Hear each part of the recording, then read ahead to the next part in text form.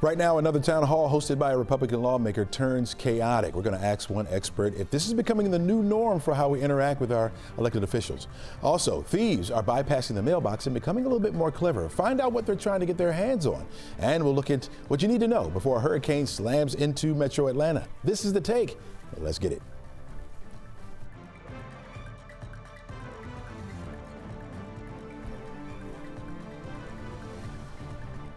Hello and welcome. I'm Chesley McNeil, and this is The Take, where we go above and beyond the headlines and we look at the why and how stories are impacting you and your community. We invite the experts in to share their take on today's top stories, and we try to have a little bit of fun as well. Well, criminals are becoming a little bit more clever now. They're targeting your mail, and you might not even know it until it's too late.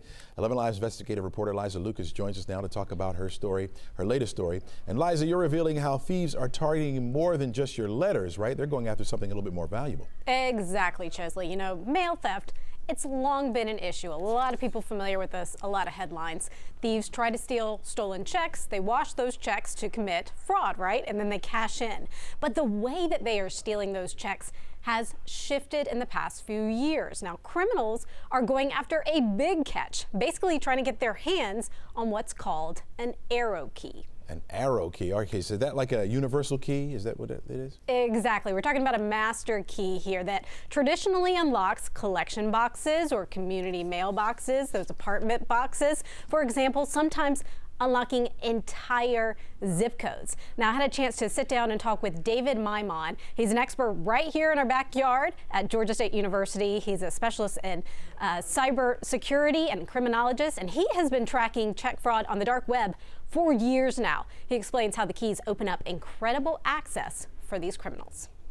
When we first started working on the issue of check fraud, we tried to figure out where do these criminals get the keys from? And we realized quite quickly that they're robbing the mail carriers for the arrow keys. The arrow keys are those keys which open the collection boxes, but the interesting thing about those keys is that each key can open hundreds of mailboxes in specific zip codes. And so all you have to have as a criminal is just one key, and then you have access to hundreds of thousands of envelopes. So, Liza, at first what I was thinking was that we're doing this online or something like that, but he's saying that they're robbing mail carriers for that particular key. So now we're talking about more than just safety of the mail here, right? That's right. We're talking about mail safety. We're talking about personnel safety, the people that are in charge of delivering the mail, that are out on the streets every day just trying to do this job that so many of us are dependent on. So when we talk about this, the Postal Inspection Service, they are really the law enforcement arm of USPS, if you're not familiar. They actually rolled out a new safety plan a couple years back because more and more carriers were getting robbed. I think it was like an 845% increase in robberies, which is pretty scary to think about. Now, the agency feels that some of those safety changes that they implemented, that they're working because the number of robberies dropped last year. But we found the number of stolen keys continues to go up. So what's going on here? Maimon is also seeing more keys show up for sale on the black market. Take a listen. When we first saw those arrow keys being offered for sale in 2023, arrow keys were offered for prices ranging from $1,000 to $7,000, depending on the zip code and the number of collection boxes that you can open with it.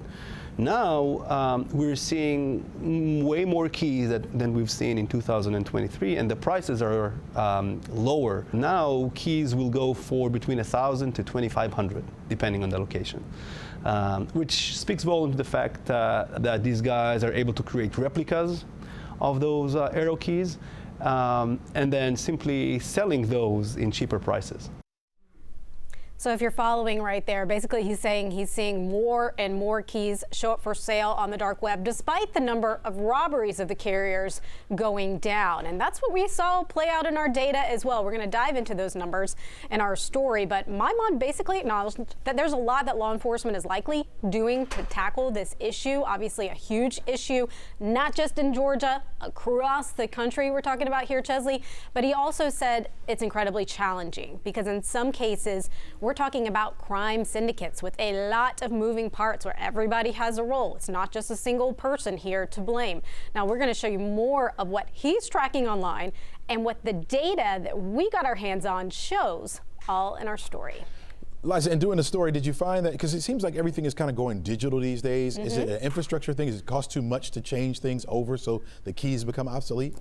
Well, the keys are still being used, but they're trying to roll out these electronic keys, basically. Now, it's not clear how far along in the process they are, and you can kind of understand why the Postal Inspection Agency doesn't want to reveal all of that, because we are talking about a security issue at the end of the day, and there's very few pictures of what these electronic keys look like. But the goal is to have this kind of dual authorization, so it's not just a single key that opens up all of these mailboxes. So again, we're going to get into that in our story, but good question right there, Chesley. It's definitely an ongoing issue, and we're seeing so much of it play out on the dark web. Maimon is really an expert in this field because he can track it, where you and we're not going to see that activity playing out behind the scenes. One last question for you. The safety of the mail carriers, have they been talking about, or have you gotten any insight on whether they should now be carrying weapons or something like that? I mean, or as a mail carrier, I would be afraid if at any moment I could be attacked, right? Or are they talking about that? Well, we've had some big profile cases, right? In Buckhead, just a couple of months ago, a carrier was robbed in broad daylight, and I understand that, no, they're not armed. Just from watching some of the back and forth between police as they were interviewing these carriers who've been robbed, that's my understanding. Now, again, as we get into this, and you'll see in our story, the Postal Inspection Service would not answer our questions. So there are a lot of questions still out there that we're pressing to get answers to, and I think that's a really good one that you point out, Chesley. All right, yeah, we're going to bring you back on to talk about this. I'm concerned about my mail carrier, you know? For sure, yeah. I want to keep them safe. Liza Lucas, really appreciate your report. All right, you can watch the full investigation tonight on 11Alive News at 11 and right here on 11Alive Plus. We'll all be tuning in to see that. All right, let's take a look at our weather forecast for today. It's going to be on the warmer side, 78 degrees for your afternoon high temperature today. Got a few clouds that will move into the area, but it's not going to rob us of the sun. We're talking about partly to mostly sunny skies for much of the day, and our weather will remain that way. That's the way the skies will remain for the next couple of days. We'll start you off with mostly sunny skies and then a few clouds during the afternoon as those temperatures begin to warm up. 84 degrees for the high temperature on Good Friday. 87 for the afternoon high on Saturday. If we hit that, we'll tie a record, folks. If we get up to 88, obviously we'll break it. The clouds will have something to say about that, I'm sure. 86 on Sunday under mostly cloudy skies. I think we'll stay rain-free, though. That rain doesn't get in here until Monday. Models going back and forth on the timing of when it will arrive. Some have it arriving in the morning. Some have it arriving in the afternoon. Some even have it arriving late night going into Tuesday. We'll be tracking it for you, let you know all about it, but it looks like we're going to remain unsettled as we head into next week. But at least those temperatures will remain in the 80s as we head through next week. Don't go anywhere, folks. We're just getting started. We'll be back right after this.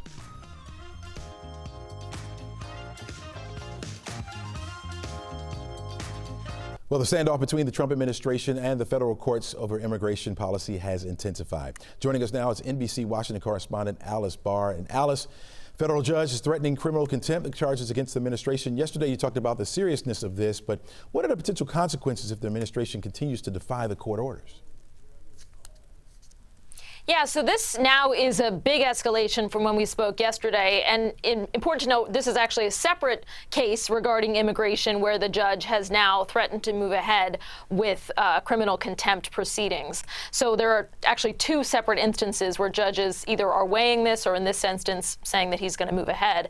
And again, we did speak yesterday about the fact the idea of pursuing criminal contempt against the Trump administration is limited to the degree that the Justice Department has already made its position clear on where it stands on allowing the administration to move ahead with the way it wants to conduct immigration policy. But the judge did say that he might consider trying to bring in an outside counsel in order to prosecute any criminal contempt that might proceed.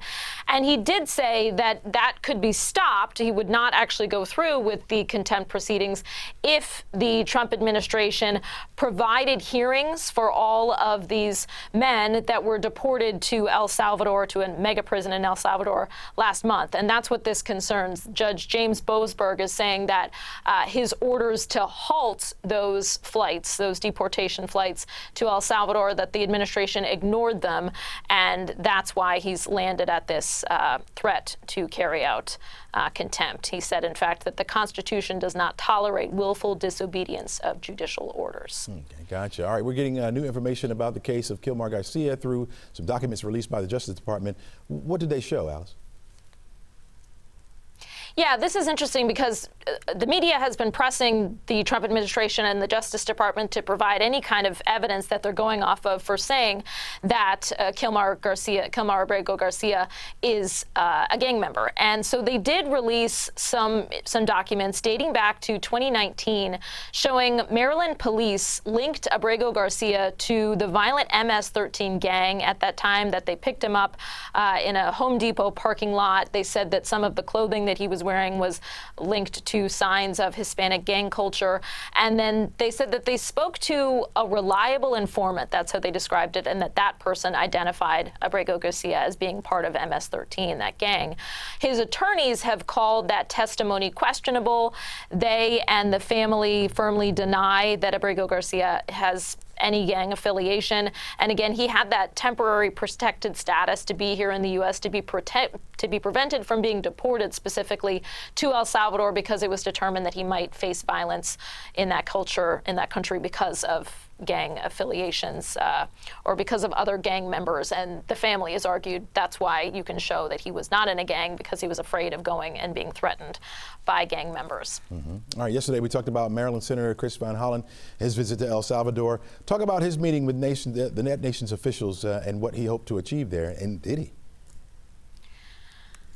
Yeah, so he was hoping, in fact, to meet with Abrego Garcia, and he was not allowed access to him, but he did meet with the vice president of El Salvador, and he said that he asked him why Abrego Garcia has not been released, and that the vice president said because the Trump administration is paying El Salvador, the government of El Salvador, to keep him in the prison there, along with all the other deportees that are being held in El Salvador, which is interesting to note because the Trump administration has been saying that while there was this order to facilitate from the Supreme Court to facilitate his release, the administration argues that it's up to El Salvador whether to initiate that release. And then this El Salvador top official is telling a Maryland senator that they can't release him because they're being paid to hold him. So it's just, it's a mess. Yeah, going back and forth. All right, Alice, really appreciate your insight. We'll see you again tomorrow. All right, this week we saw a town hall hosted by Congresswoman Marjorie Taylor Greene quickly turn chaotic. According to officials in Acworth, at least 6 attendees were escorted from the premises without issue. 3 were arrested and 2 were tased due to what was described as obstructing law enforcement. Officials say everyone attending the event had to be pre-screened by Greene staff to make sure those who wanted to come to the event lives in her district. Afterwards, after it was all done, Congresswoman Greene had this to say about what took place. Shouldn't be that way. America overwhelmingly voted in November for President Trump, Republican control of the House and the Senate, and how people should handle their businesses in the voting booth. There's no reason for screaming, yelling, ridiculous, outrageous protesting. That disrupts the entire event for every single person that is there. Greene isn't the first GOP member of Congress to encounter raucous crowds at a town hall. We saw it firsthand in February when Rich McCormick met with voters in Roswell and faced a barrage of questions and demands from people who were upset. Joining us now to make sense of all this is Andrea Gillespie, the Associate Professor at the Department of Political Science at Emory University. Andrea, welcome back to the show. Thank you. All right, so first Rich McCormick, now Marjorie Taylor Greene.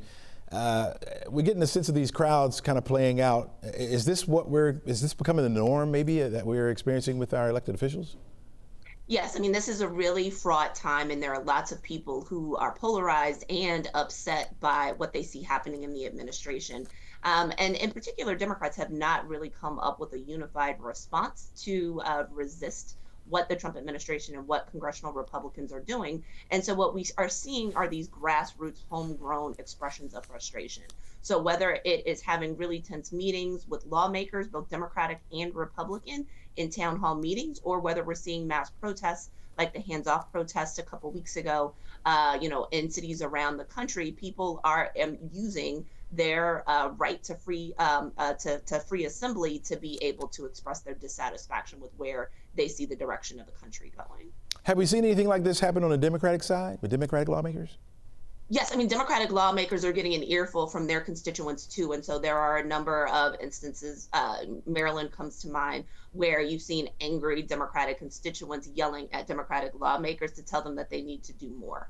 Do you think Republican leaders back in Washington are taking note of this before they go out? Well, they are taking note of it. The Republican leadership has told members of Congress that it's okay not to hold town hall meetings. So we saw this week both Marjorie Taylor Greene and Senator Chuck Grassley from Iowa, who held town hall meetings, and I think they were doing it in part to show that they were unafraid of their constituents. And Representative Greene, relishes the opportunity to be confrontational. So it was actually somewhat ironic that she told people not to yell when she's made yelling part of her brand. Right. And to show that she was unafraid to stand up to her constituents as well. And so there was a performative aspect to both the people who attended, who wanted to express their displeasure, and to how she had planned the event. So, having the questions in advance and then insulting people and mocking their questions as she responded to them. I think that was all part of the plan. Democrats wanted to express their displeasure, and Greene wanted to show that she could own the libs. So is this what we're going to see going forward? Like, people will be pre-screened, people will have to put their questions in beforehand before they can go in? Is that what we're going to see going forward, you think? I mean, I wouldn't be surprised by that. One, I think it's a legitimate safety concern, especially for somebody like Representative Greene, who has had, death threats levied against her. It's also sort of an important way to filter out non-residents of the district. And what that does do, even though I don't know if that's necessarily going to be the case going forward, it's going to take an argument sort of out of somebody like Representative Greene's quiver that these are, staged events with outsiders. They may be staged. There may be some planning that goes into who shows up to these events, but she's going to have to acknowledge that these are people who, in fact, can vote for her and live in her district. And so I think what this speaks to is, while I would expect they're going to be tense town hall meetings going forward, I think the question is, when you have scenes like that with the member of Congress mocking constituents, and where you have people getting tased at events, what does that say about the reputation of that particular member in terms of their perceived responsiveness to their constituents? Gotcha. Real quick, now, you mentioned earlier that if the Democrats were to step up, maybe this would quench the raucousness of the crowd. Do you think that would be the case? I doubt that. So what you might see, perhaps are, friendlier crowds for Democratic meetings, but I would expect that wherever a Republican is holding a meeting, they're going to be angry constituents, no matter how red that district is, who are going to express their displeasure with where they see the direction of the country and policy and legislation going. Gotcha. This may become the new norm. All right, Professor Gillespie, really appreciate you joining us. Thanks for your insight. Thanks. Plenty more stories on the other side of this break, folks. We'll be right back right after this. Well, it won't be long until hurricane season officially kicks off, but there's plenty of time still for you to prepare and ensure that you're ready for the next storms that may roll through our forecast area. Here now, we are honored to have the director of the National Hurricane Center, Dr. Michael Brennan. Dr. Brennan, welcome to the show. Yeah, hi, good to see you. All right. Now, we know that, Colorado State came out with their forecast already. You guys come out with yours typically in early May. Any hints on what you can give us as far as what we can expect this upcoming season? Well, I think, the biggest factor usually that determines how busy an Atlantic hurricane season is going to be is whether there's El Nino in the Pacific or La Nina. El Nino tends to suppress activity. La Nina tends to enhance it. It looks like we're going to have neither heading into this hurricane season. So, but the main message everybody needs to know is that you have to prepare regardless of how busy the season is going to be overall, because it only takes one storm affecting your area to make it a busy season for you. And as many people saw in much of Georgia last year, Helene was a generational storm for many people, and it only takes one storm affecting you regardless of how busy the season is to make it a dangerous situation. So you have to prepare every year. When we watch coverage of hurricanes coming in, we typically focus on those coastal cities, right? When you're looking at a place like Atlanta, inland, do we need to really start amping up the potential for those kind of dangers around here? Yeah, you can look at these where the fatalities occurred on this map from Hurricane Helene. And while there were fatalities along the coastline here in Florida, especially down in the Tampa Bay region, the vast majority of the fatalities occurred much farther inland, in fact, hundreds of miles away from where Helene made landfall in portions of Georgia, South Carolina, North Carolina. So those inland threats are certainly real. And if you look at, this is one reason why we introduced the experimental cone graphic last year. This is an example from Helene that shows those hurricane and tropical storm watches and warnings in those inland areas. You can see in this example, the entire state of Georgia is under some type of warning or watch related to tropical storm or hurricane force winds. Much of Florida Florida, much of South Carolina, western North Carolina. So we're doing a better job of trying to convey the threats of those hazards inland. And flash flooding, river flooding from rainfall has always been a substantial inland threat. What would you say is a good time to start? People should start preparing as we watch that cone. You should start preparing now. Again, you want to have those preparations in place before hurricane season starts, before you could potentially be threatened. A lot of the storms that we've seen affect the United States last year, and Helene was no exception, are storms that actually form very close by and make landfall and bring impacts within 3 or 4 days. So Helene formed down here in the Caribbean, moved up into the Gulf, and then made landfall in Florida and was up into Georgia very quickly. So you're not, even for a storm that might threaten you, you may not have 5, 6, 7 days to watch it develop and move across the Atlantic. Sometimes we do get those long track systems that come out of the tropical Atlantic and through the Caribbean, but the trend in recent years has been for stronger storms to develop nearby in the Caribbean and Gulf and then affect us very quickly. And that's what you mean by know your risk, right? So you got to know your particular area. Yeah. Maybe if you have a lot of trees, then that could be the risk, or if you have flood-prone areas. Is that what you were saying earlier? Yeah, that's exactly it. Know what your risk is. Some people are vulnerable to multiple hazards. The tree canopy, if you live in a flood-prone area. Obviously, inland portions of Georgia don't have to worry about storm surge, but the Georgia coastline does, and a lot of other places. There's the risk of tornadoes as well that can occur anywhere through a tropical storm or hurricane's wind field. But again, especially if you live in a flood-prone area, that's the one hazard that you might have to leave your home out ahead of. They do call for evacuations of flood-prone areas from freshwater flooding in certain situations. That happened in some places during Helene. And again, know what your home's structural risks are, especially if you live in a mobile home. That can be at risk even in a tropical storm. Those winds can cause damage. Certainly, if you're going to get stronger wind gusts, you may have to leave your mobile home in that situation as well and get to a safer location. All right, Doc, you told us to start preparing now. What sort of things should we have in our kits? Have them ready.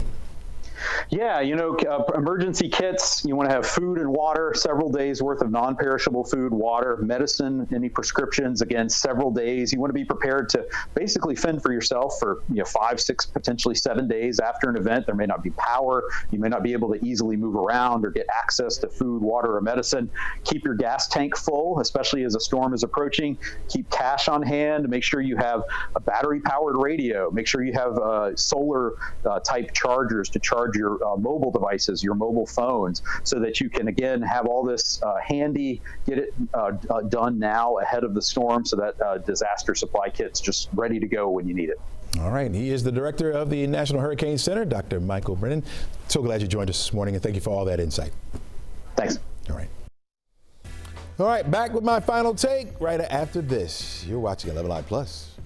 All right, before we go, life on another planet. Scientists are claiming they're closer to finding life on another planet. It's the Cambridge team studying the atmosphere of a planet called K2-18b. They have detected molecules which would be equivalent on Earth as simple organisms.